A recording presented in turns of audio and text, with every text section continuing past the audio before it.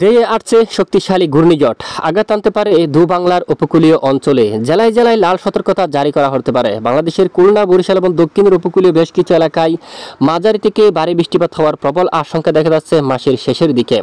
তাই সবাই অবশ্যই সাবধানতা অবলম্বন করবেন। আমরা সরাসরি লাইভ স্ক্রিন থেকে দেখিয়ে দিচ্ছি ইতিমধ্যে ঘূর্ণিঝড়টি কতটা শক্তিশালী হয় বা কোন দিকে আঘাত আনে। আবহাওয়ার আমেরিকান মডেলের তথ্য অনুযায়ী আমরা দেখতে পাচ্ছি বঙ্গোপসাগরের মধ্যে মাত্র আর কয়েকদিন পরেই চোখ রাঙাতে পারে এই ঘূর্ণিঝড়টি। এই ঘূর্ণিঝড়ের বাতাসের গতিমাত্রা দেখা যাচ্ছে প্রায় 110 কিলোমিটার পর্যন্ত, যেটি দমকা বা জোড়া হাওয়া আকারে 130 কিলোমিটার পর্যন্ত যেতে পারে। তবে আবহাওয়ার অন্যান্য মডেলগুলোর তথ্য অনুযায়ী এই ঘূর্ণিঝড়টি তেমন শক্তিশালী হবে না। তবে দেখা যাক, আগামী কয়েকদিন পরে বোঝা যাবে এই ঘূর্ণিঝড়টি কতটা শক্তিশালী হয় বা কোথায় আঘাত আনে।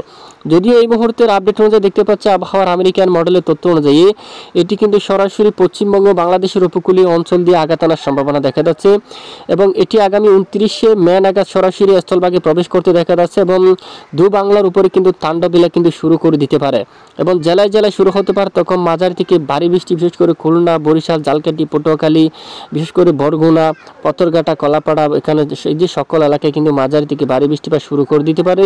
এবং এছাড়া আগামী কয়েকদিনের মধ্যে দেশের বেশিরভাগ জেলায় জেলায় কিন্তু হালকা থেকে মাঝারিও ভারী বৃষ্টিপাতের সম্ভাবনা থাকবে। তো ইতিমধ্যে দেখুন এই ঘূর্ণিঝড়টি বর্তমান আপডেট অনুযায়ী এটি দেখুন পশ্চিমবঙ্গের উপকূলীয় অঞ্চলে কিন্তু আঘাত আনার সম্ভাবনা দেখা যাচ্ছে। তবে এর গতিবিধি কিন্তু পরিবর্তন হতে পারে, এই ঘূর্ণিঝড়ের দিক কিন্তু পরিবর্তন হতে পারে। তবে পরিবর্তন হবে কিনা আমরা জানাবো অবশ্যই, আমরা প্রত্যেক মডেল দেখে আপনাদেরকে জানিয়ে দেবো।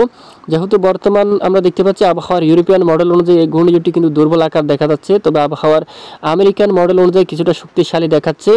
তবে আমরা নজর রাখবো পরবর্তীতে এটি কতটা শক্তিশালী হয়। তো এরই ফলে কিন্তু মাঝারি থেকে ভারী বৃষ্টিপাত থাকতে পারে দক্ষিণ উপকূলীয় অঞ্চলে, বিশেষ করে আর মাত্র কিছুদিন পরে এই ঘূর্ণিঝড়টি কিন্তু তাণ্ডবলীলা কিন্তু শুরু করে দিতে পারে। তাই অবশ্যই আপনারা সতর্কতা অবলম্বন করবেন এবং আমাদের সঙ্গে থাকবেন, আমরা জানিয়ে দেব। ইতিমধ্যে আবহাওয়ার সবচেয়ে বড় আপডেট হচ্ছে বঙ্গোপসাগরে ভারী মেঘ কিন্তু জমে গেছে এবং দক্ষিণের উপকূলে বেশিরভাগ এলাকায় মাঝারি থেকে ভারী বৃষ্টিপাত চলমান রয়েছে। আজ রাতে চট্টগ্রাম বিভাগের অনেক এলাকায় হালকা থেকে মাঝারি ও ভারী বৃষ্টিপাতের সম্ভাবনা থাকবে। বিশেষ করে দুপুরে পরে অনেক এলাকায় মাঝারি থেকে ভারী বৃষ্টিপাত চলমান ছিল। টেকনাফ, কক্সবাজার, রোকিয়া, চানমাটি, মহেশখালী, বদরখালী, চরপাড়ি, কুতুবদিয়া, বাঁশখালী, তারপরে এখানে টয়টং এবং এখানে এই যে চট্টগ্রাম বিভাগের বেশিরভাগ এলাকায় চকরিয়া, কুতুবদিয়া এবং এখানে পাহাড়ি এলাকায় হালকা থেকে মাঝারি ও ভারী বৃষ্টিপাত দেখা গিয়েছিল এবং রাতেও বৃষ্টিপাত হওয়ার সম্ভাবনা থাকবে অধিকাংশ অঞ্চলে। এবং বঙ্গোপসাগরের দিকে যদি দেখি, এখানে কিন্তু মাঝারি থেকে ভারী বৃষ্টিপাত হচ্ছে। তবে দেশের অন্যান্য এলাকায় বৃষ্টির মাত্রা খুবই কম। পশ্চিমবঙ্গের দিকে রাতে বৃষ্টিপাত হতে পারে। এছাড়া খুলনা, বরিশাল আকাশ মেঘলা থাকতে পারে। রাজধানী ঢাকা রাতে আকাশ মেঘাচ্ছন্ন হতে পারে। সিলেট, ময়মনসিংহ, রাজশাহী কিছুটা মেঘের আনাগোনা থাকবে। রংপুর আকাশ একেবারে পরিষ্কার রয়েছে, একেবারে রৌদ্র ঝলমল আকাশ কিন্তু রয়েছে। তবে আগামী 24 থেকে 48 ঘন্টা পূর্বাভাস রিপোর্টে দেখা যাচ্ছে দক্ষিণাঞ্চলে বৃষ্টিপাত হওয়ার সম্ভাবনা থাকবে। যদি আমরা একটু দেখি, আগামীকাল শুক্রবার 23শে মে চট্টগ্রাম বিভাগের ভোর সকাল অনেক এলাকায় বৃষ্টিপাত হওয়ার সম্ভাবনা থাকবে। পাহাড়ি এলাকার দিকে মাঝারি থেকে কিছুটা ভারী বৃষ্টিপাতের সম্ভাবনা। দেশের অন্যান্য এলাকায় বৃষ্টির সম্ভাবনা খুবই কম। দেশের উত্তরাঞ্চলেও কিন্তু বৃষ্টির সম্ভাবনা কম। আগামী এই যে শনিবার 24শে মে কিছু কিছু এলাকায় হতে পারে বৃষ্টিপাত।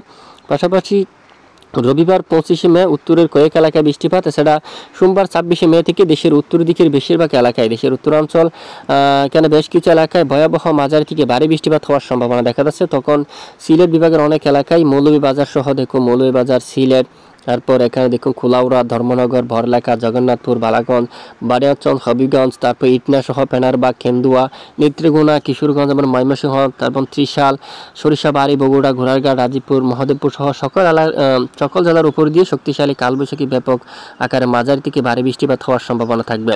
তাই অবশ্যই ভিডিওটি ঝড়ের গতি শেয়ার করে দেবেন আর এরকম আবহাওয়ার লেটেস্ট আপডেট পেতে আমাদের চ্যানেলটি সাবস্ক্রাইব করে পাশের বেল বাটনে ক্লিক করে রাখবেন।